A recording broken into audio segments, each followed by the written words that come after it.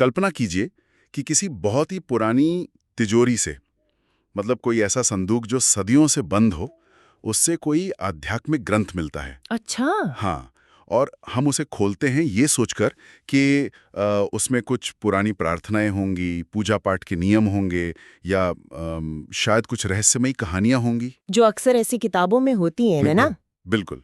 लेकिन जैसे जैसे हम उसके पन्ने पलटते हैं, हमें एहसास होता है कि अरे, ये तो किसी धर्म की किताब है ही नहीं। ओह। इसके बजाय ये मानव दिमाग को हैक करने का, मतलब हमारे प्रीफ्रंटल कॉर्टेक्स को पूरी तरह से नियंत्रित करने का एक बेहद उन्नत स्टेप बाय स्टेप मैनुअल है। हाँ, ये तो बहुत ही अनोखी बात है ना?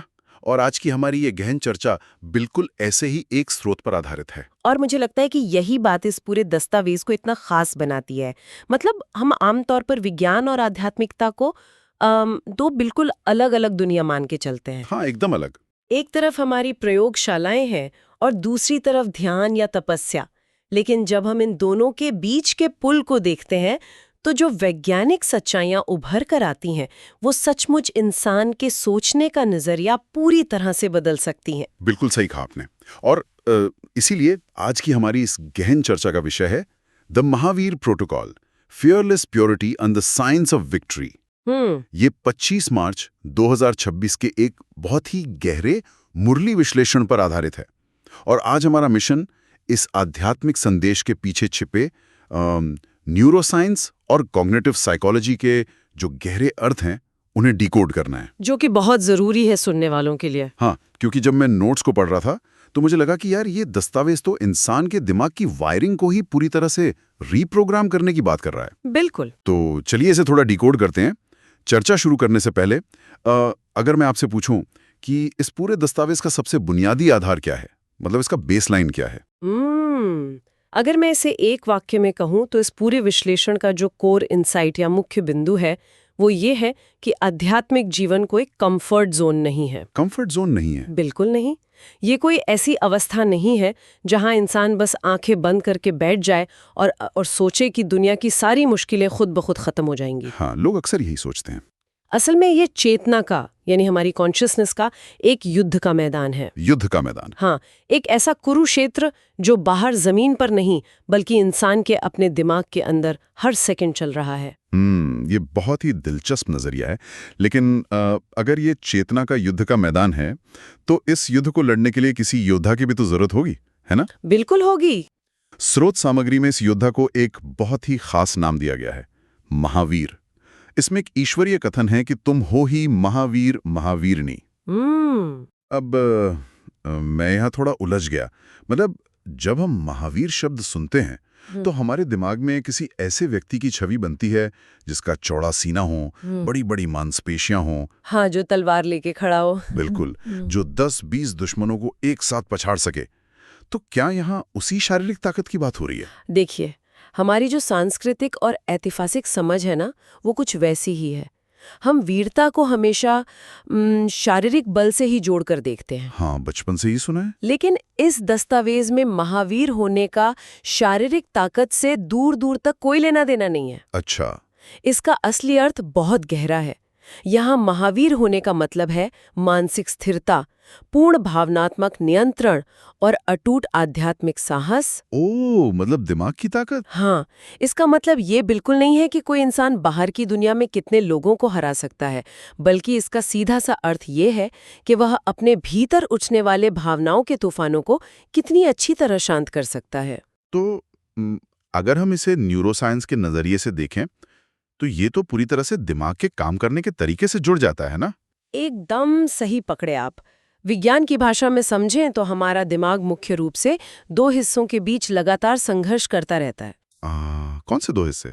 एक तरफ हमारे आदिम आवेग हैं, मतलब हमारे इम्पल्स, और दूसरी तरफ है हमारा प्रीफ्रंटल कॉर्टेक्स। Prefrontal cortex? हाँ, ये दिमाग का वो अगला हिस्सा है जो तर्क करने, निर्णय लेने और हमारे व्यवहार को नियंत्रित करने का काम करता है। अच्छा, जो हमें जानवर से इंसान बनाता है। बिल्कुल। और महावीर होने का वैज्ञानिक अर्थ है इसी प्रीफ्रंटल कॉर्टेक्स पर पूर्ण नियंत्रण होना। जब यह हिस्सा नियंत्रण में होता है तो इंसान किसी भी परिस्थिति में आवेग या इम्पल्स में आकर काम नहीं करता। वो चीजों पर सिर्फ रिएक्ट यानी प्रतिक्रिया नहीं देता, बल्कि पूरी जागरूकता के साथ सोच समझकर रिस्पॉन्ड करता है, यानी सही उत्तर देता है। अरे वाह! तो इसका मतलब महावीर होना किसी सुपर हीरो की तरह हवा में उड़ना या दीवारें तोड़ना नहीं है? नहीं, बिल्कुल नहीं। बल्कि ये तो अपने खुद के दिमाग का सीईओ होने जैसा है। बहुत सही उदाहरण दिया आपने। मतलब जहां आपका ये प्रीफ्रंटल कॉर्टेक्स एक बॉस की तरह कुर्सी पर बैठा है और बाहर से कोई भी चुनौती आए, चाहे कोई गुस्सा दिलाए या कोई बुरी खबर मिले, तो वो हर झटके पर तुरंत रिएक्ट करने के बजाय शांत रह के एग्जीक्यूटिव फैसले ले रहा है। हाँ, ये सीईओ वाली उपमा बहुत ही सटीक है। दिमाग का असली महावीर वही सीईओ है। लेकिन अब जरा सोचिए, जब ये सीईओ अपनी कुर्सी पर बैठता है और सही फैसले लेने की कोशिश करता है, तो उसके सामने सबसे बड़ी चुनौती क्या आती है? क्या आती है? स्रोत सामग्री के अनुसार ये चुनौती है भारी दबाव और हंगामे के बावजूद अपनी पवित्रता बनाए रखना। पवित्रता? हाँ। ईश्वरीय कथन कहता है कि असली हिम्मत बाहर किसी से लड़ना नहीं है, बल्कि श्रीमत पर चलकर पवित्र बनने की प्रक्रिया है, चाहे दुनिया कितना भी हंगामा क्यों ना करे। रुको, मुझे यहाँ एक बात समझ नहीं आ रही। बताइए। देखिए, जब हम पवित्रता या प्योरिटी कहते हैं, तो हम अक्सर इसे केवल एक नैतिक, धार्मिक या समाज के बनाए हुए किसी नियम के रूप में देखते हैं, है ना? हाँ, आमतौर पर यही माना जाता है। तो इसे किसी विज्ञान के प्रोटोकॉल या दिमाग के सीईओ से कैसे जोड़ा जा सकता है? कहीं हम इसे ओवरथिंक तो नहीं कर रहे हैं? यह एक बहुत ही वाजिब सवाल है। हम अक्सर पवित्रता को नैतिकता के चश्मे से ही देखते हैं। हाँ। लेकिन न्यूरोसाइंस इसे बहुत ही तार्किक और वैज्ञानिक रूप से समझाता है। अच्छा, कैसे? विज्ञान इसे इम्पल्स इनहिबिशन और मूल्य आधारित निर्णय लेना कहता है। इम्पल्स इनहिबिशन मतलब अपनी तुरंत वाली इच्छाओं को रोकना। बिल्कुल। पवित्रता असल में क्या है? ये शॉर्ट टर्म या अल्पकालिक इच्छाओं, मजे या प्रलोभनों का त्याग करके लॉन्ग टर्म या दीर्घकालिक शांति और सर्वोच्च अवस्था पाने की कला है। समझ रहा हूं। मनोविज्ञान में इस अवधारणा को समझने के लिए एक बहुत ही प्रसिद्ध और क्लासिक प्रयोग है, जिसे मार्शमैलो एक्सपेरिमेंट कहा जाता है। ओहो, वो प्रयोग जहां छोटे बच्चों को एक कमरे में एक मीठे मार्शमैलो के साथ अकेला छोड़ दिया जाता है? हाँ, बिल्कुल वही। जहां बच्चों से कहा जाता है कि उनके सामने टेबल पर एक मार्शमैलो रखा है, वे चाहें तो उसे तुरंत खा सकते हैं, लेकिन अगर वे 15 मिनट रुक जाएं और उस मार्शमैलो को ना खाएं, तो शोधकर्ता लौटकर उन्हें 2 मार्शमैलो देंगे। एकदम सही। ये प्रयोग असल में इंसान के दिमाग की डिलेड ग्रेटिफिकेशन को मापता है। मतलब तुरंत मिलने वाली खुशी को टालने की क्षमता। हाँ, और इस प्रयोग में देखा गया कि जिन बच्चों ने तुरंत मार्शमैलो खा लिया, वे असल में अपने तात्कालिक आवेगों के यानी इम्पल्स के गुलाम थे। अच्छा। लेकिन जिन बच्चों ने इंतजार किया, जिन्होंने अपने दिमाग के सीईओ को सक्रिय रखा, वे जीवन में आगे चलकर अधिक सफल, शांत और दबाव झेलने में ज्यादा सक्षम बने। यार, यहाँ बात सच में बहुत दिलचस्प हो जाती है। मतलब इस प्रोटोकॉल में बताए गए पवित्रता भी असल में यही है, किसी तात्कालिक सामाजिक या भावनात्मक दबाव के आगे घुटने न टेकना। बिल्कुल, आपने एकदम सही पकड़ा। तो ये केवल नैतिकता नहीं है, ये पूरी तरह से सेल्फ कंट्रोल का विज्ञान है। 100%। लेकिन स्रोत सामग्री में एक बात बहुत साफ लिखी है कि इस पवित्रता को अपनाने पर बड़े हंगामे होते हैं। हाँ, हंगामा तो होता है। जैसे शादी करने का सामाजिक दबाव, भावनात्मक ब्लैकमेल या परिवार का भारी विरोध। मेरा सवाल यह है कि अगर कोई इंसान खुद को बेहतर बना रहा है, अपने अंदर की कमियों को दूर कर रहा है, तो समाज को तो खुश होना चाहिए ना? फिर ये हंगामा और विरोध क्यों होता है? क्या समाज बस इसलिए विरोध कर रहा है क्योंकि हम उनकी डिफॉल्ट प्रोग्रामिंग को चुनौती दे रहे हैं? आप बिल्कुल सही दिशा में सोच रहे हैं। इसका जवाब इंसानी समाज के विकास और हमारे दिमाग की वायरिंग में ही छिपा है। अच्छा। देखिए, इंसान का दिमाग और हमारा समाज दोनों ही हैबिट सिस्टम यानी आदतों की एक बहुत ही गहरी और पुरानी प्रणाली पर चलते हैं। हमारा दिमाग हमेशा ऊर्जा बचाना चाहता है, इसलिए वो उन पुराने पैटर्न्स पर चलना पसंद करता है जो पहले से तय है। और समाज भी एक कबीले या ट्राइब की तरह काम करता है, जो चाहता है कि सब लोग एक ही तय ढर्रे पर चलें। बिल्कुल।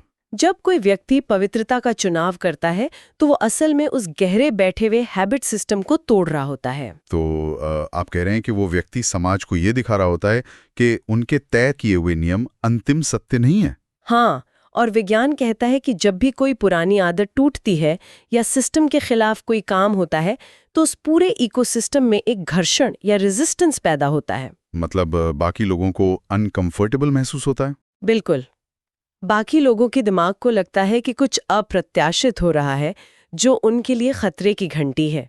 यही रेजिस्टेंस बाहर हंगामे, तानों या विरोध के रूप में दिखाई देता है। ओह, तो ये उनका अपना मनोवैज्ञानिक बचाव का तरीका है। सही कहा। और जब बाहर से ये भारी विरोध होता है, परिवार खिलाफ हो जाता है, समाज ताने मारता है, तो स्वाभाविक रूप से उस व्यक्ति के अंदर एक बहुत गहरी भावना पैदा होती है, डर। बहुत स्वाभाविक है। उसे लगता है कि कहीं वो अकेला ना रह जाए।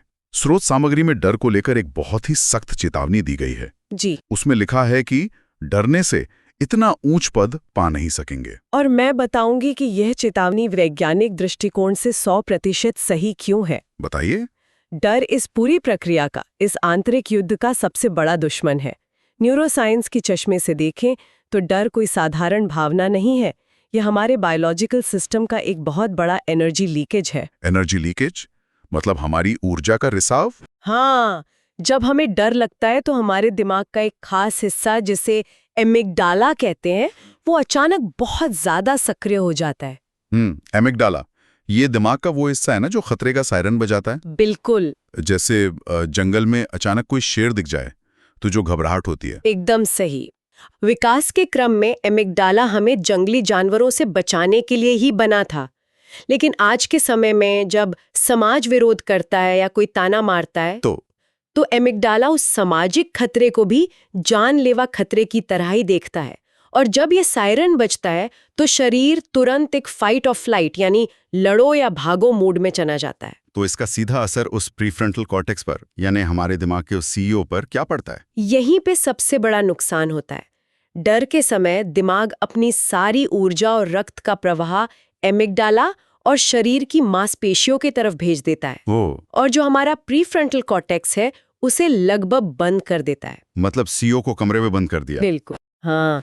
इसे विज्ञान में एमिगडाला हाईजैक कहते हैं। एमिगडाला हाईजैक, क्या बात है। इसमें इंसान की स्पष्टता खत्म हो जाती है, सोचने समझने की क्षमता धुंधली पड़ जाती है और सही निर्णय लेने की ताकत शून्य हो जाती है।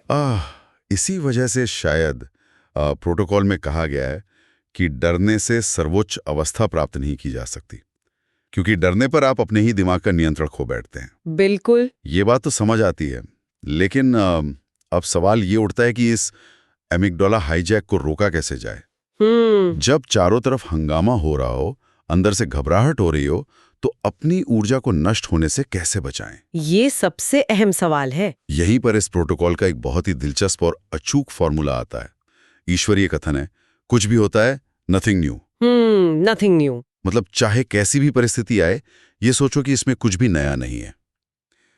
जब मैंने ये पढ़ा तो मुझे लगा कि क्या सिर्फ इतना कहने से बात बन जाएगी? देखिए, ये फॉर्मूला सुनने में जितना साधारण लगता है, न्यूरोलॉजिकल स्तर पर ये उतना ही शक्तिशाली है। सच में? हाँ, जब हम कहते हैं नथिंग न्यू, तो मनोविज्ञान की भाषा में हम इसे कॉग्निटिव नॉर्मलाइजेशन कहते हैं। कॉग्निटिव नॉर्मलाइजेशन मतलब चीजों को सामान्य मान लेना? बिल्कुल। जैसा कि हमने बात की, अमिगडाला हमेशा अप्रत्याशित या नई चीजों से डरता है। हाँ। जब आपके सामने कोई बहुत बड़ी समस्या आती है, मान लीजिए परिवार का कोई बड़ा विरोध, और आप घबराने के बजाय खुद से कहते हैं कि इसमें कुछ भी नया नहीं है, ये तो होना ही था, तो आप असल में उस परिस्थिति की गंभीरता को अपने दिमाग के लिए कम कर रहे होते हैं। अरे ये तो दिमाग के लिए एक शॉक एब्जॉर्बर की तरह काम करता है। Shock absorber? हाँ। आप इसे कैसे देखते हैं? मान लीजिए कोई इंसान तेज रफ्तार में गाड़ी चला रहा है। ठीक है। और अचानक सड़क पर एक बड़ा गड्ढा आ जाता है। अगर गाड़ी में शॉक एब्जॉर्बर नहीं है तो पूरा झटका उस इंसान को लगेगा, वो पैनिक करेगा और शायद स्टीयरिंग छोड़ दे। बिल्कुल, एक्सीडेंट हो सकता है। लेकिन अगर उसका दिमाग पहले से तैयार है और वो कहे, अरे सड़क है तो गड्ढा हो गई, नथिंग न्यू, तो वो शॉक एब्जॉर्बर झटके को सोख लेता है। एमिगडाला सायरन नहीं बजाता, दिमाग हाईजैक नहीं होता और गाड़ी बिना दुर्घटना के आराम से आगे बढ़ती रहती है। बहुत ही बेहतरीन एनालॉजी आपकी। नथिंग न्यू कहने से कोर्टिसोल यानी तनाव के हार्मोन का स्तर तुरंत नीचे आता है। अच्छा। और दिमाग उन एंग्जाइटी लूप्स या चिंता के अंतहीन चक्रों में फंसने से बच जाता है। दिमाग स्थिर रहता है, जो कि इस युद्ध के मैदान में सबसे जरूरी चीज है। बिल्कुल। लेकिन केवल शॉक एब्जॉर्बर होना या स्थिर रहना ही काफी नहीं है ना। गाड़ी को आगे बढ़ाने के लिए एक इंजन और ईंधन की भी जरूरत होती है। हाँ, वो प्रेरणा कहाँ से आती है? स्रोत सामग्री के अनुसार ही आती है निश्चय से। इसमें साफ कहा गया है, निश्चय बुद्धि ही विजयंती। निश्चय, जिसे हम अक्सर फेथ या अटूट विश्वास कहते हैं, लेकिन विज्ञान की दुनिया में विश्वास शब्द को बहुत शक की नजर से देखा जाता है। ये सच है। तो क्या न्यूरोसाइंस में निश्चय जैसी किसी चीज की कोई जगह है? बिल्कुल है। यहाँ निश्चय का अर्थ कोई अंधविश्वास या बिना सोचे समझे किसी बात को मान लेना नहीं है। तो फिर क्या है? ये एक गहरी आंतरिक निश्चितता है।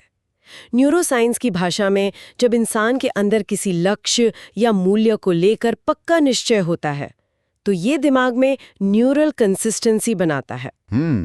न्यूरल कंसिस्टेंसी, इसे थोड़ा और आसान भाषा में समझते हैं। इसका मतलब क्या है? इसका मतलब है कि हमारे दिमाग के न्यूरॉन्स यानी कोशिकाएं कैसे एक दूसरे से बात करते हैं।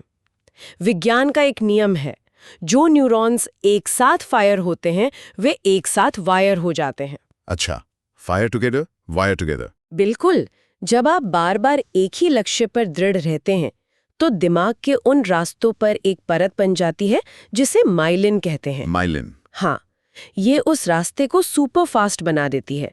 जब न्यूरल कंसिस्टेंसी होती है, तो दिमाग में भ्रम या कंफ्यूजन की कोई जगह नहीं बचती। ओह, मतलब पूरा फोकस? हाँ, आपके फैसले पत्थर की लकीर की तरह स्थिर हो जाते हैं और पुरानी आदतों वाले कमजोर रास्ते अपने आप सूखने लगते हैं। लेकिन जब कोई इंसान इतने मजबूत निश्चय के साथ आगे बढ़ता है, तो रास्ते में समस्याएं तो आती ही हैं। वो तो है। हम अक्सर समस्याओं को रास्ते का रोड़ा या रुकावट मान लेते हैं, लेकिन इस दस्तावेज का एक हिस्सा, जिसे ब्लेसिंग सेक्शन कहा गया है, वो एक बिल्कुल अलग ही बात कहता है। क्या कहता है? ये कहता है कि समस्याएं असल में रुकावटें नहीं हैं, बल्कि वे चढ़ती कला का साधन है।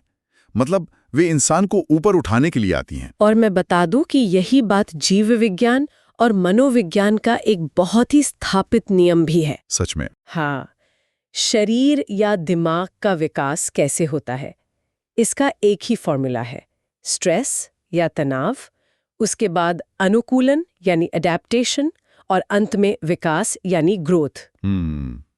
तनाव से विकास कैसे? उदाहरण के लिए, जब कोई जिम जाकर वजन उठाता है, तो मांसपेशी पर तनाव पड़ता है। हाँ, दर्द होता है, उसके फाइबर्स टूटते हैं।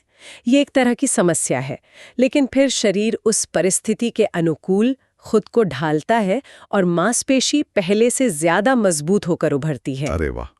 इसी तरह जीवन में आने वाली समस्याएं असल में ग्रोथ ट्रिगर्स हैं। वे इंसान को चुनौती देती हैं ताकि उसके प्रीफ्रंटल कॉर्टेक्स की क्षमता का विस्तार हो सके। रुको, मुझे यहाँ एक बात हजम नहीं हो रही है। बताइए, क्या बात है? अगर हर समस्या चढ़ती कला का साधन है, तो क्या जो लोग हमारे साथ बुरा कर रहे हैं या जो बाहरी परिस्थितियां हमें परेशान कर रही हैं, उनका कोई दोषी नहीं है? ये तो कुछ ऐसा लग रहा है जैसे हम सारी जिम्मेदारी खुद पर ले रहे हैं और बाहरी दुनिया को क्लीन चिट दे रहे हैं। क्या हम इसे बहुत ज्यादा सरल नहीं बना रहे हैं? देखिए, इस पूरी चर्चा का सबसे गहरा और सबसे अहम बिंदु है, जिसे डीप हिडन इनसाइट कहा जा सकता है। अच्छा। ये पूरा का पूरा महावीर प्रोटोकॉल या ये युद्ध असल में हमारे परिवार, बॉस या इस बाहरी समाज के खिलाफ है ही नहीं। तो किसके खिलाफ है? ये पूरी तरह से एक आंतरिक युद्ध है, एक इनर वॉर। आंतरिक युद्ध मतलब हमारी अपनी ही चीजों के बीच की लड़ाई? हाँ, ये युद्ध है हमारे खुद के पुराने संस्कारों और हमारी नई चेतना के बीच। पुराने संस्कार मतलब? पुराने संस्कार हमारी वे पुरानी आदतें हैं, हमारे ट्रिगर्स हैं और हमारे एमिगडाला की प्रतिक्रियाएं हैं। और नई चेतना वो महावीर अवस्था है, वो शांत सीईओ है। ओ, समझ रहा हूँ। जब तक हम ये सोचते हैं कि युद्ध बाहर है, हम अपनी सारी ऊर्जा बाहरी दुनिया को बदलने, लोगों से बहस करने या परिस्थितियों को कोसने में बर्बाद कर देते हैं। जो कि हम अक्सर करते हैं। बिल्कुल, लेकिन बाहरी लोग केवल परिस्थितियां पैदा करते हैं। असली लड़ाई ये है कि उन परिस्थितियों में आपका पुराना संस्कार जीतता है या नई चेतना। यार, तो इसका मतलब अगर मैं किसी की बात पे गुस्सा हो रहा हूं तो समस्या वो व्यक्ति नहीं है, समस्या ये है कि मेरा एमिगडाला मेरे सीईओ पर हावी हो रहा है। बिल्कुल सही। अगर ये युद्ध केवल अंदर चल रहा है, पुराने संस्कारों और नई चेतना के बीच, तो बाहरी लोगों की शिकायत करना पूरी तरह से व्यर्थ है। हमारा असल नियंत्रण केवल खुद पर है। एकदम। जब इंसान ये समझ लेता है कि लड़ना बाहर नहीं बल्कि अंदर है, तब वो सही मायने में सशक्त होता है। इसीलिए इसका अल्टीमेट ब्रेन फॉर्मूला है स्पष्टता और नियंत्रण। जब निडरता और पवित्रता एक साथ मिलते हैं तो इंसान अजेय हो जाता है। ये सच में एक बहुत ही शक्तिशाली विचार है जो हमारे सोचने का तरीका बदल सकता है। बिल्कुल बदल सकता है। हमने अभी तक आध्यात्मिक बातों को समझने के लिए विज्ञान और मनोविज्ञान का सहारा लिया, लेकिन ये दस्तावेज खुद विज्ञान के भविष्य के बारे में भी एक बहुत बड़ा दावा करता है। साइंस के बारे में। हाँ, इसमें एक ईश्वरीय कथन है, ये साइंस फिर तुमको काम आएगी, अभी दुख के लिए वहां सुख के लिए होगी। ये तकनीक और विज्ञान को देखने का एक बहुत ही व्यावहारिक और स्पष्ट दृष्टिकोण है। कैसे? हम अक्सर तकनीक को ही अच्छा या बुरा मान लेते हैं, लेकिन वैज्ञानिक वास्तविकता यह है कि तकनीक केवल एक तटस्थ उपकरण है, एक न्यूट्रल टूल। मतलब एक चाकू की तरह। हाँ, जिससे आप सब्जी भी काट सकते हैं और किसी को नुकसान भी पहुंचा सकते हैं। बिल्कुल। स्रोत सामग्री ये स्पष्ट करती है कि विज्ञान का परिणाम इस बात पर निर्भर नहीं करता कि वो कितना उन्नत है। तो किस पे निर्भर करता है? इस बात पे निर्भर करता है कि उसे चलाने वाले की चेतना कैसी है। अगर आज की तकनीक का इस्तेमाल अहंकार या पुराने संस्कारों के साथ किया जाए तो वह विनाश, अलगाव और मानसिक तनाव लाती है, जो हम आज देख भी रहे हैं। हाँ, लेकिन अगर इसी तकनीक का इस्तेमाल पवित्रता के साथ, उस महावीर चेतना के साथ किया जाए तो यही विज्ञान सुख और एक बेहतरीन दुनिया का निर्माण कर सकता है। और ये तो हमारी पूरी बहस को ही पलट देता है। कैसे? देखिए, हम आज के समय में डिप्रेशन, अकेलेपन और दुनिया में हो रहे विनाश के लिए अक्सर टेक्नोलॉजी, स्मार्टफोन्स और एआई को दोष देते हैं।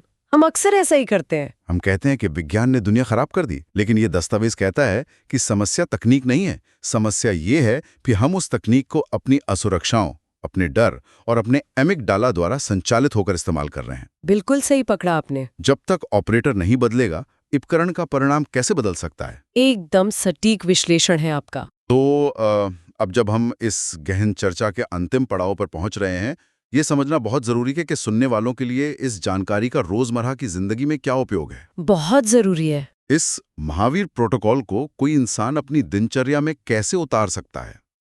स्रोत सामग्री ने इसके कुछ बहुत ही व्यवहारिक तरीके बताए हैं। बिल्कुल बताए हैं। इसे दैनिक जीवन में लागू करने के कुछ स्पष्ट कदम हैं। शुरुआत कैसे करें? शुरुआत सुबह से होती है।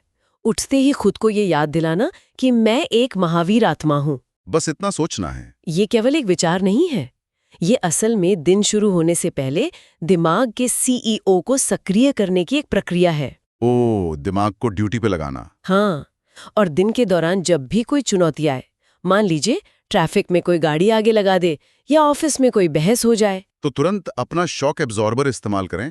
दिमाग को कहें नथिंग न्यू। बिल्कुल। इससे एमिगडाला को शांत रहने का सिग्नल मिल जाएगा।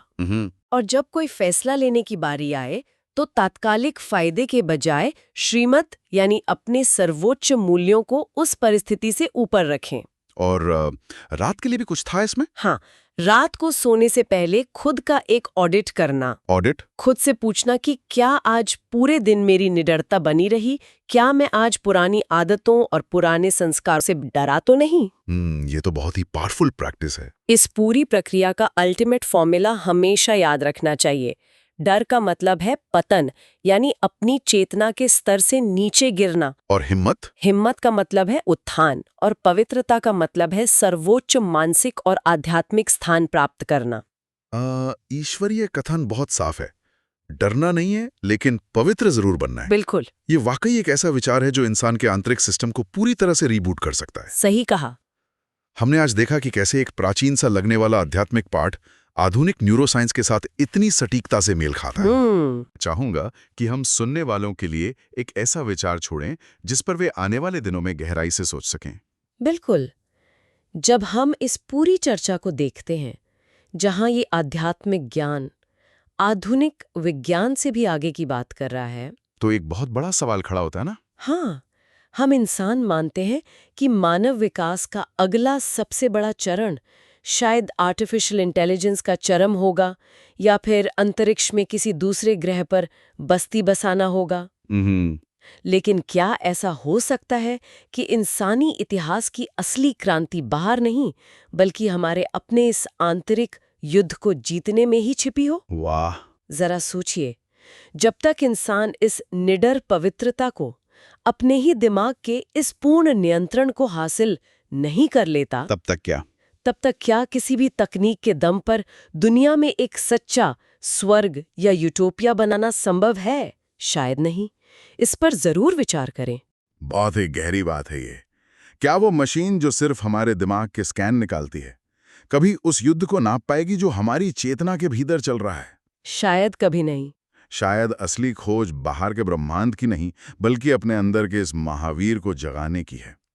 सोचने के लिए बहुत कुछ है हमारे पास। इसी विचार के साथ आज की इस गहन चर्चा को हम यहीं विराम देते हैं।